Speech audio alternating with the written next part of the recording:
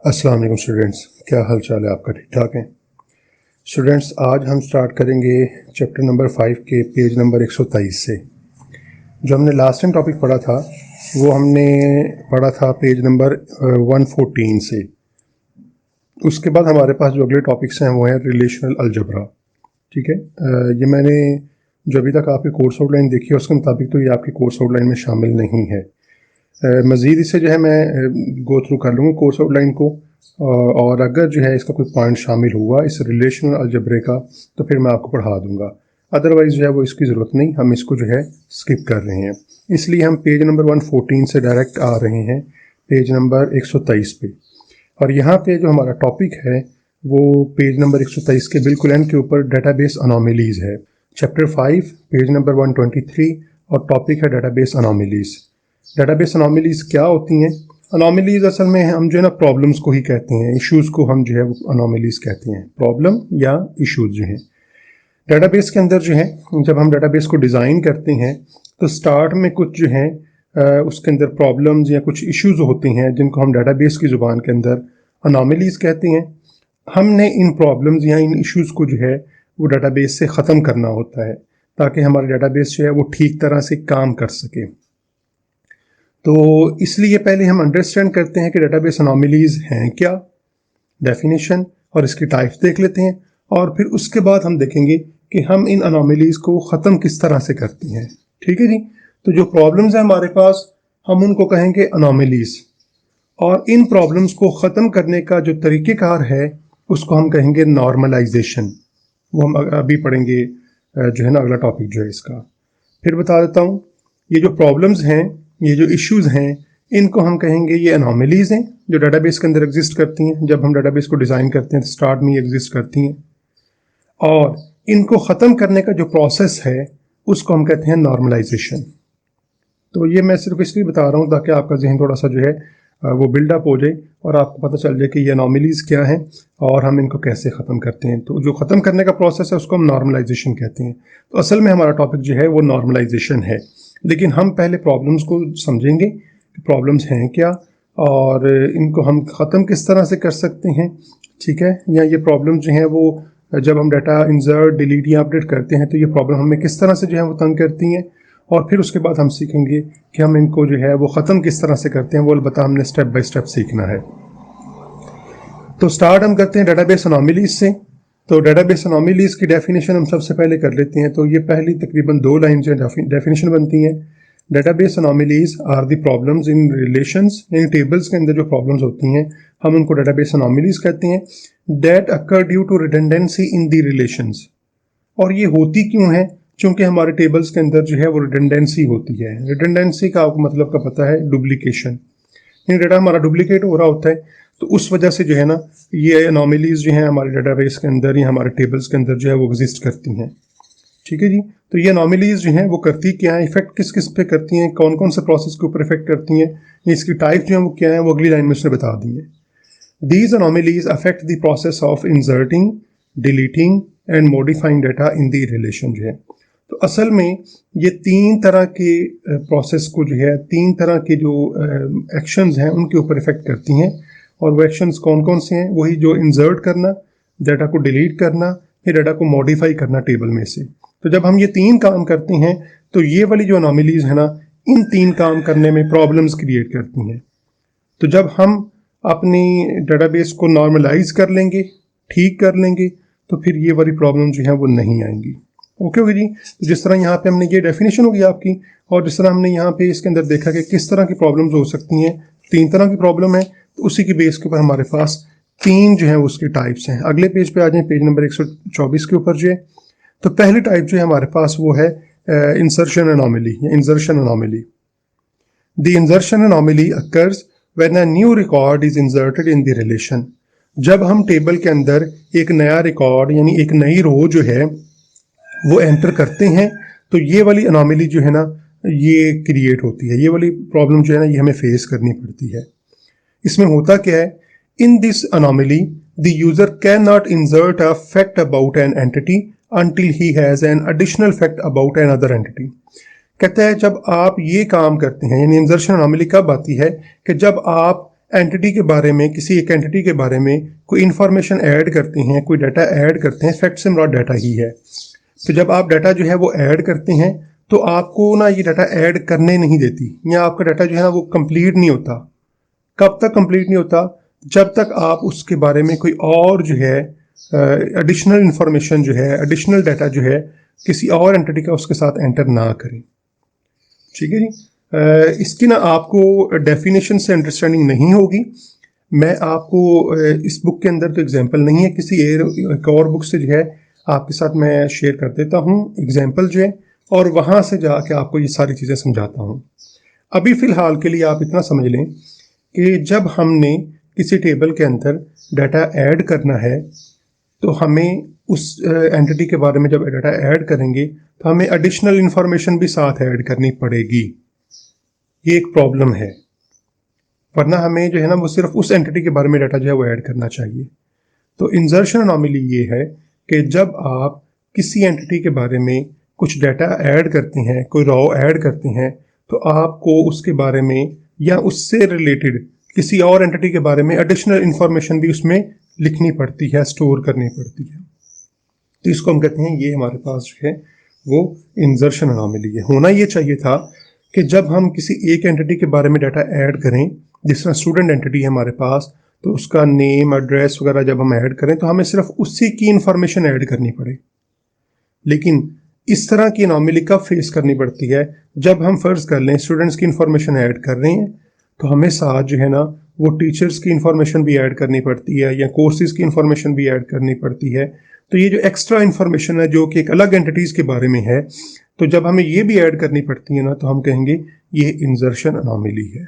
अब मेरा ख्याल आप बात समझ गए होंगे, लेकिन मज़ीद मैं आपको जो है वो एग्जाम्पल की मदद से समझाऊंगा।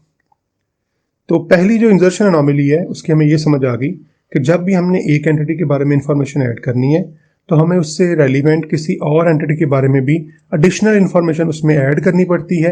इसको हम इंसर्शन अनोमली कहते हैं, इंसर्शन प्रॉब्लम कहते हैं, कि हमें डाटा इंसर्ट करते हुए ये प्रॉब्लम फेस करनी पड़ती है कि हमें एडिशनल इंफॉर्मेशन भी उसमें ऐड करनी पड़ती है।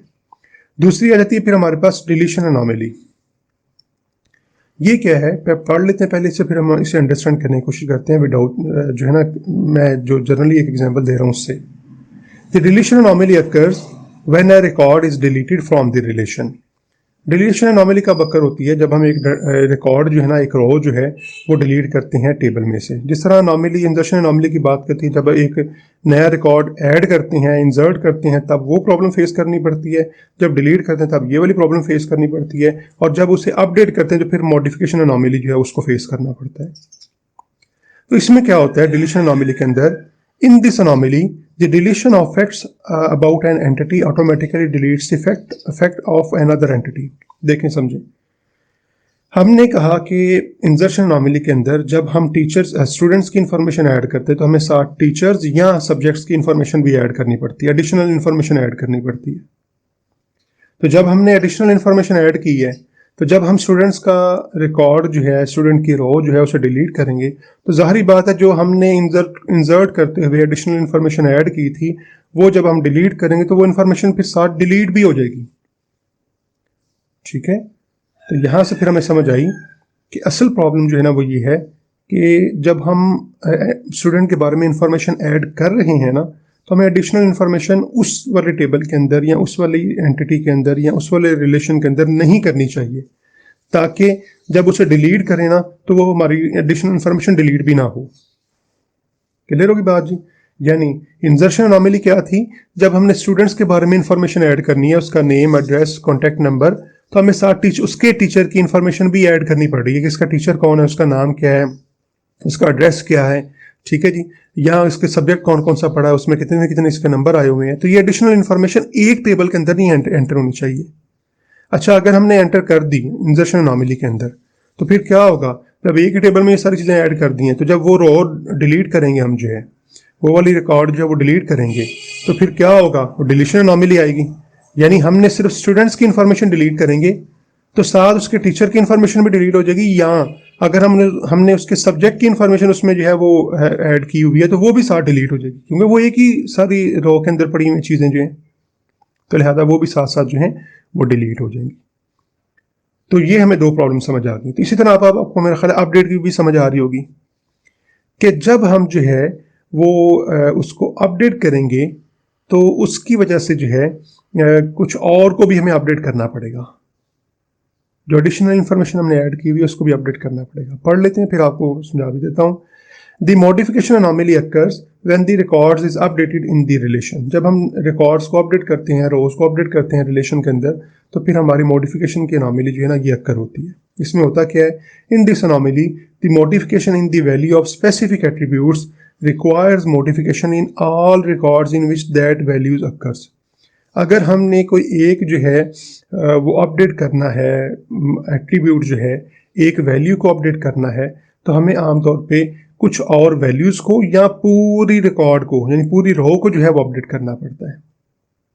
और वजह फिर वही है, क्योंकि हमने इंसर्ट करते हुए डाटा एक्स्ट्रा जो है उसमें ऐड कर दिया हुआ है जो इस एंटिटी से रेलिवेंट नहीं था। अब आप कहेंगे सर इस एंटिटी से रेलिवेंट क्यों नहीं है? क्योंकि स्टूडेंट्स की टेबल के अंदर सिर्फ स्टूडेंट्स की इंफॉर्मेशन होनी चाहिए, टीचर के टेबल के अंदर टीचर की इंफॉर्मेशन होनी चाहिए। लेकिन हमने क्या कर लिया है कि हमने स्टूडेंट्स का डाटा ऐड करते हुए जो है साथ टीचर का डाटा भी उसी टेबल में ऐड कर दिया है। उसी वजह से हमारे पास इंसर्शन अनॉमली आई, और जब स्टूडेंट्स का डाटा डिलीट करते हैं तो साथ टीचर का डाटा भी डिलीट हो जाएगा। उसी वजह से हमें फिर डिलीशन अनॉमली फेस करनी पड़ी। और जब हमने इस वाले रिकॉर्ड के अंदर या इस वाली रो के अंदर हमने कोई अपडेट करना है, हमने स्टूडेंट का नेम चेंज करना है, स्टूडेंट का जो है कोई और इन्फॉर्मेशन चेंज करनी है, तो हमें साथ साथ जो है वो दूसरी वैल्यूज़ को भी अपडेट करना पड़ेगा। मिसाल के तौर पर मैं टीचर का नेम चेंज करता हूँ तो हो सकता है वो टीचर किसी और स्टूडेंट्स को पढ़ा रहा हूँ, इसको ना पढ़ा रहा हूँ, तो हमें फिर स्टूडेंट का नेम भी चेंज करना पड़ेगा। या हम स्टूडेंट का नेम चेंज करते हैं, मैं कहता हूँ यहाँ पे अली नहीं आना चाहिए था, यहाँ पे असद आना चाहिए था, तो जाहिर बात है फिर अली का टीचर कोई और होगा तो असद का टीचर कोई और होगा। तो फिर मुझे असद की जो है ना वो ना सिर्फ नाम चेंज करना पड़ेगा बल्कि उसके टीचर की इन्फॉर्मेशन भी चेंज करनी पड़ेगी। या मैं कहता हूँ अली की जगह असद आना चाहिए, अली पढ़ता है कंप्यूटर साइंस, असद पढ़ता है जो है फ़र्ज़ कर लें कोई उर्दू पढ़ता है, तो फिर क्या करना पड़ेगा, मुझे अली की इन्फॉर्मेशन चेंज करने के साथ साथ जब उसे असद में चेंज करूँगा तो मुझे उसके साथ साथ जो है ना वो सब्जेक्ट्स की इन्फॉर्मेशन भी चेंज करनी पड़ेगी। तो इसको हम कहते हैं मॉडिफिकेशन अनॉमली। तो अब मेरा ख्याल है आप समझ गए होंगे कि मैं एक आपके साथ पिक्चर शेयर कर रहा हूँ। इस पिक्चर को आप अपने पास ओपन कर लें और इससे हम इन तीनों चीज़ों को अगेन समझ लेते हैं। देखें जी, ये हमारे पास जो है वो एक टेबल है, सेल्स का टेबल है। सेल्स के टेबल में कस्टमर आईडी है, जो हमसे कुछ चीज़ परचेज कर रहा है कस्टमर, उसका नाम है, आगे उसका नेम आ गया, उसकी आईडी और उसका नेम आ गया। और इसी टेबल के अंदर हमने सेलमैन की इंफॉर्मेशन और रीजन की इंफॉर्मेशन भी ऐड कर दी हुई है। होना तो ये चाहिए था इस टेबल के अंदर सिर्फ कस्टमर आईडी और उसका नेम होना चाहिए था, या कस्टमर से रेलिवेंट चीज़ें होनी चाहिए थी। लेकिन अब इस टेबल के अंदर कस्टमर के साथ साथ जो है सेलमैन और रीजन की इंफॉर्मेशन भी साथ साथ आ रही है, तो लिहाजा प्रॉब्लम्स आएंगी। तो पहली प्रॉब्लम देखते हैं, इंसर्शन अनॉमली। ये नीचे उसने बड़ी डिटेल से लिखा हुआ है, मैं पढ़ के समझा देता हूँ आपको। जो suppose a new salesman Abid joins the company and is assigned to north region. कहता है हमने क्या किया, हमारे पास एक नया सेलमैन आया जिसका नाम आबिद है, तो हमने उसे जो है वो असाइन कर दिया नॉर्थ रीजन। ये रीजन हमारे पास लिखे हुए हैं, साउथ वेस्ट ईस्ट वगैरह जो है और नॉर्थ। तो नॉर्थ रीजन हमने उसे जो है वो असाइन कर दिया। The record of new salesman can not be entered until a customer is also assign to him. अब देखें, जब हम इसमें सेलमैन की इंफॉर्मेशन ऐड करेंगे, सेलमैन वाले कॉलम में लिखेंगे आबिद, नीचे फर्ज कर लें आप लिख लें समझने के लिए, उसका रीजन लिखेंगे नॉर्थ। क्या लिखा था ये रीजन हमारे पास, नॉर्थ ही, हाँ जी, उसका रीजन लिखेंगे नॉर्थ। तो देखिए उसके पहले वाले दो कॉलम जो हैं वो तो खाली रहेंगे जिसमें कस्टमर आईडी और नेम लिखा हुआ है। और हमें अगर आप यहाँ पे गौर से देखें तो कस्टमर आईडी जो है उसको अंडरलाइन किया गया हुआ है, तो मतलब ये प्राइमरी की है। तो प्राइमरी की को तो हम जो है वो एम्प्टी नहीं छोड़ सकते, हमने पढ़ा था। उसकी क्वालिटी ये है कि वो एम्प्टी नहीं हो सकती और जो है वो यूनिक होती है, रिपीट नहीं हो सकती। तो लिहाजा जब हम जो है अब नया हमारे पास सेलमैन आया है, हमने इस टेबल के अंदर उसका नाम वगैरह जो है वो दर्ज करना है, इंसर्ट करना है, तो हमें सेलमैन उसका रीजन इंसर्ट करने के लिए साथ कस्टमर की आईडी और कस्टमर नेम भी जो है वो इंसर्ट करना पड़ेगा।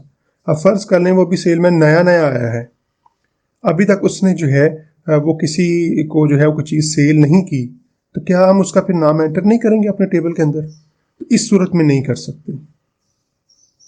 अब देखिए यहाँ पे प्रॉब्लम क्या आ रही है। प्रॉब्लम ये है, ये असल में दो टेबल्स हैं, लेकिन हमने इसको इकट्ठा करके एक टेबल बना दिया हुआ है।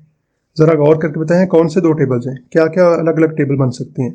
एक का तो मैंने नाम बता दिया आपको, यानी एक तो कस्टमर का टेबल हो जाएगा और उसमें दो कॉलम कौन से आएंगे, कस्टमर आईडी और उसका नेम। तो दूसरा जो टेबल बनेगा उसका नाम क्या होगा जी, उसका नाम होगा सेल्स या सेलमैन, और उसमें कौन से दो कॉलम आएंगे, सेलमैन का नेम आ जाएगा और उसका रीजन आ जाएगा। तो असल में दो टेबल्स का डाटा हमने ना यहाँ पे इकट्ठा कर दिया हुआ है। ये हमें वैसे भी नज़र आ रहा है कि एक टेबल में दो टेबल का डाटा है। दो टेबल कौन से, एक कस्टमर का टेबल है और एक सेलमैन का टेबल है। तो हमने उन दोनों डाटा एक ही टेबल में रख दिया हुआ है। तो जब दो टेबल्स का डाटा एक ही टेबल में इकट्ठा कर देंगे तो यहाँ पे हमारे पास ये प्रॉब्लम्स आएंगी। और अभी आपने देख लिया जिस तरह पहली प्रॉब्लम हमारे पास आई है इंसर्शन अनोमली, कि जब हमने सेलमैन को एंटर करना है तो हमें साथ कस्टमर की इंफॉर्मेशन लाजमन चाहिए होगी, क्योंकि कस्टमर आईडी प्राइमरी की है। तो लिहाजा इस टेबल के अंदर जब हमने सेलमैन की इंफॉर्मेशन ऐड करनी है तो हमें साथ कस्टमर की इंफॉर्मेशन भी ऐड करनी पड़ेगी, चाहे अभी हमारे पास नहीं है। तो लिहाजा ये प्रॉब्लम है, हम इसको रिजॉल्व करेंगे। रिजॉल्व कैसे हो सकती है, बताया आपको कि टेबल अलग अलग कर दें, ऑटोमेटिकली रिजॉल्व हो जाएगी। जब सेलमैन का टेबल अलग होगा, कस्टमर का टेबल अलग होगा, तो सेलमैन जितने मर्जी हैं, चाहे उन्होंने अभी किसी कस्टमर को कुछ चीज़ सेल की है या नहीं की, तो उनका नाम ऑटोमेटिकली एंटर हो जाएगा। लेकिन अभी फ़िलहाल जो सूरत हाल है हमारे पास, इस सूरत में हम जो है वो सेलमैन का डाटा एंटर नहीं कर सकते। इसी वजह से हम इसको इंसर्शन अनोमली कहते हैं। क्लियर होगी बात जी। नेक्स्ट चलते हैं हम जी, डिलीशन अनोमली जी क्या है। कहता है कि हमारे पास फ़र्ज कर लें रिकॉर्ड नंबर जो है, यानी जो कस्टमर आईडी हमारे पास 40 है, इज़ टू बी डिलीटेड, इसको हमने डिलीट करना है। जब हम रिकॉर्ड नंबर 40 को डिलीट करेंगे तो देखें हमारे पास जो है 40 को डिलीट करेंगे तो पूरी रो डिलीट होगी। तो ये कस्टमर आईडी 40, नेम उसका दाऊद, इसका सेलमैन जो था वो खालिद और इसका रीजन जो था वो ईस्ट, ये पूरी रो जब डिलीट होगी तो क्या होगा कि हमारे पास फिर खालिद जो हमारा सेलमैन है, जो हमारे पास काम कर रहा है, उसकी इन्फॉर्मेशन हमारे पास नहीं रहेगी। टेबल में देखें कहीं पे भी और खालिद की इन्फॉर्मेशन नहीं है। तो क्या हुआ, कस्टमर को डिलीट करने से हमारे सेलमैन की इन्फॉर्मेशन भी डिलीट हो गई। हल क्या है इसका, हल अभी बताया है, टेबल अलग अलग कर दें। कस्टमर 40 को डिलीट करें तो सेलमैन वाला टेबल अलग है, उसके ऊपर कोई इफेक्ट नहीं होगा, तो हमारा मसला ही नहीं आएगा। तो लिहाजा यहाँ पे जो है इशू वो अभी फ़िलहाल ये आ रहा है कि जब हम कस्टमर आईडी 40 को डिलीट करते हैं तो पूरी रो जो है डिलीट होती है, तो उस वजह से हमारी सेलमैन की इन्फॉर्मेशन भी डिलीट हो जाती है। इसी को हम कहते हैं, ये हमारे पास जो है वो डिलीशन अनोमली है कि जब हम कुछ इन्फॉर्मेशन जो डिलीट करना चाह रहे हैं वो डिलीट करते हैं तो उसके साथ हमारी एडिशनल इन्फॉर्मेशन जो कि उसके साथ डिलीट नहीं होनी चाहिए थी वो भी डिलीट हो जाती है और हमारे पास बाकी टेबल के अंदर नहीं रहती। तो इसको हम डिलीशन अनोमली कहते हैं। तीसरी आ जाती है फिर हमारे पास मॉडिफिकेशन अनोमली। इसमें हम पढ़ लेते हैं, सपोज द सेलमैन अहमद, कहता है ये जो अहमद सेलमैन है हमारे पास साउथ के अंदर जिसको हमने असाइन किया हुआ region, is reassign to east region. इसको हम जो है वो ईस्ट रीजन इसका असाइन करते हैं, यानी हम उसे जो है वो ट्रांसफ़र कर देते हैं साउथ रीजन से ईस्ट रीजन में हमने उसकी ट्रांसफ़र कर दी, जिस तरह कंपनीज के अंदर लोगों को करते हैं। It requires to update all records in which Ahmed appears, कहता है इसकी वजह से फिर क्या होगा कि हमें तमाम रिकॉर्ड्स जो हैं वो अपडेट करने पड़ेंगे जहाँ पे अहमद अपीयर हो रहा है। मिसाल के तौर पे अगर आप देखें तो हमारे पास पहली वाली जो कस्टमर आईडी 10 उसमें भी अहमद और साउथ लिखा हुआ है, तीसरे वाले में भी अहमद और साउथ लिखा हुआ है। तो लिहाजा जब हमने अहमद की जो रीजन है साउथ उसको अपडेट करना है और उसको हमने ईस्ट करना है, तो हमें जहाँ जहाँ अहमद आ रहा है उन सब जगहों के ऊपर जो है ना वो साउथ की जगह ईस्ट करना पड़ेगा। तो क्या हो रहा है कि हमें जो है वो जब हमने किसी को अपडेट करना है तो वो जहाँ जहाँ पे अपीयर हो रहा है ना हमें हर जगह पे अब जो है ना उसे अपडेट करना पड़ेगा। अगर फ़र्ज़ कर लें हम सिर्फ 30 कस्टमर आईडी के ऊपर अहमद को जो है वो अपडेट कर देते हैं, अहमद लिख देते हैं, ईस्ट लिख देते हैं, तो 30 वाले कस्टमर में अहमद के आगे ईस्ट लिखा होगा और 10 वाले कस्टमर में अहमद के आगे साउथ लिखा होगा। तो ये होगी इनकन्सिस्टेंसी जो बार बार आपको समझाता हूँ कि अहमद हमारे पास एक ही सेलमैन है लेकिन उसकी डेटाबेस के अंदर एक रिकॉर्ड के अंदर अहमद के आगे रीजन लिखा हुआ है ईस्ट और दूसरे रिकॉर्ड में अहमद के आगे लिखा हुआ है साउथ। अब अहमद तो बंदा एक ही है, ज़ाहिर बात है एक जगह पे ही काम कर रहा होगा, लेकिन अब उसकी जो है जो रीजन की इंफॉर्मेशन है वो दो जगहों पे डिफरेंट लिखी हुई है। इसी को हम इनकंसिस्टेंसी कहते हैं। जो मैं आपको नेम की एग्जांपल देता हूँ कि नेम के स्पेलिंग डिफरेंट कर दें, फिर वो भी इनकंसिस्टेंसी होगी, ये भी इनकंसिस्टेंसी है। तो अगर हम जो है इसकी नॉर्मलाइजेशन ठीक तरह से कर लें तो उससे फिर हमारा जो काम चल जाएगा। अब आप कहेंगे सर इसमें किस तरह हमारा हल निकल सकता है? तो हल यही है कि हमारे पास इसके टेबल को अलग कर दें। असल हल यही है। जब टेबल अलग करेंगे ना तो फिर अहमद की हमारे पास सिर्फ एक एंट्री होगी। यहाँ पे हमारे पास मल्टीपल एंट्रीज आ रही हैं क्योंकि अहमद ने दो कस्टमर को डील किया हुआ है, 10 वाले को भी और 30 वाले को भी। जब टेबल अलग होगा ना तो अहमद की एंट्री एक होनी है। तो जब हम एक अहमद के आगे साउथ की जगह ईस्ट कर देंगे तो वो कह लें जहाँ जहाँ पे वो अहमद लिंक होगा ना, जहाँ जहाँ पे भी यूज़ हो रहा है अहमद की इंफॉर्मेशन रीजन की, तो हर जगह पे वो फिर ईस्ट जो है उसे एक्सेस होना शुरू हो जाएगा। वो टेबल के अंदर एंट्री एक होगी। अब इस टेबल में एंट्रीज जो हैं वो 2 या 10 या 15 या 20 हो सकती हैं, तो हमें हर जगह पे जाकर फिर अपडेट करना पड़ेगा। इसको हम फिर कहते हैं अपडेट एनॉमली। अब मुझे उम्मीद है कि आपको जो है ये समझ आ गई होगी। अब आप ज़रा जो है ना वो इस सारे को दोबारा पढ़िएगा, जो 3 एनॉमलीज हैं, डेफिनेशन, और इस एग्जांपल के साथ अंडरस्टैंड कर लीजिएगा, तो फिर आपको ये सारी अंडरस्टैंडिंग हो जाएगी। दूसरी एग्जांपल मैंने आपको 7 स्टूडेंट्स की दी हुई है, तो वो भी आप साथ जो है वो लिख के कर लें या उसे अंडरस्टैंड कर लें, तो आपको फिर एनॉमलीज की समझ आ जाएगी। ठीक है जी। दूसरे पार्ट में हम अभी जो है वो फिर नॉर्मलाइजेशन डिस्कस करते हैं।